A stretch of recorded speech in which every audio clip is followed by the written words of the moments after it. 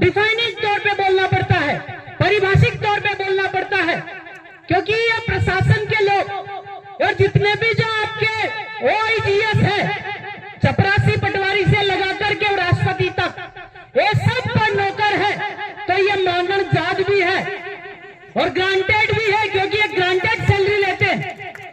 ये एक सबके पीछे एक बहुत बड़ा डेफिनेशन है।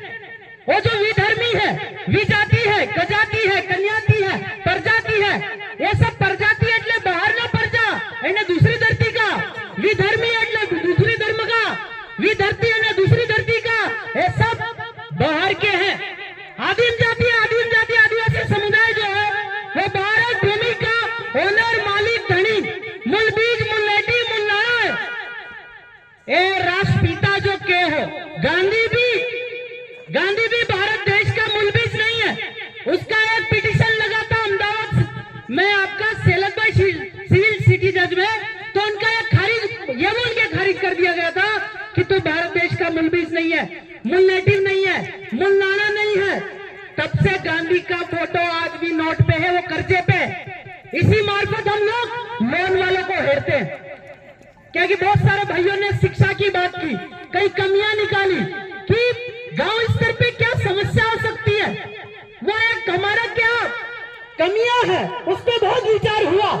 पर हमें फाइट कैसे करना है, क्योंकि आदिम जाति आदिवासी समुदाय की अगर बात हो रही है तो ये वाकई में भारत देश का मूल बीज है और भारत भूमि जो है वो आदिवासी की है। एक जजमेंट आया 1978 के अंदर, उसमें ये कहा गया कि Adivasi are the real owner of soil of India. आप 5 जनवरी 2011 का बात करते हैं, उस जजमेंट को हमने उस कोने से लगाकर इस कोने तक स्टडी किया। आप वहां ये लिखा कि ये मूल निवासी है, पर उसमें ओनरशिप नहीं लिखा है।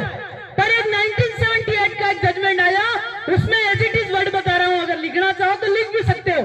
आदिवासी are the real owner of soil of India, मतलब कि भारत भूमि का मालिक आदिवासी है।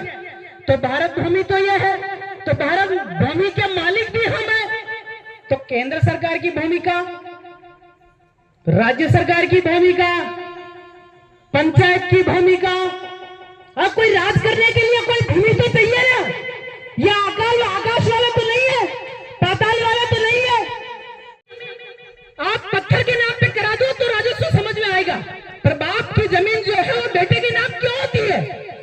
क्योंकि बाप का जो बीज है, जो मक्की है, वो जिंदा भुट्टे के रूप में आ गया है और बाप जो है वो जिंदा बेटे के रूप में आ गया है। तो पेढ़ीगत वारसाई चल गई ना, जूठीमय व्यवहार व्यवस्था चल गई ना, तो बाप की जमीन बेटे के खाते होती है।